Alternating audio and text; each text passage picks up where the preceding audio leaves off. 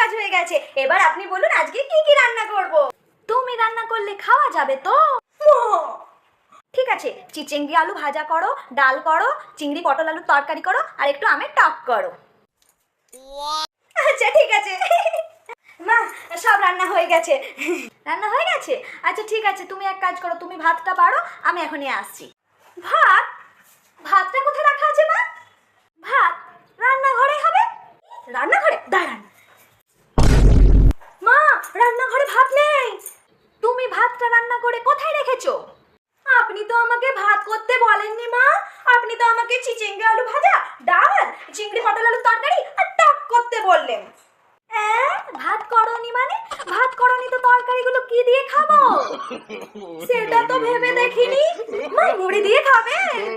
হ্যাঁ, চলো ভাত বসাবে, চলো।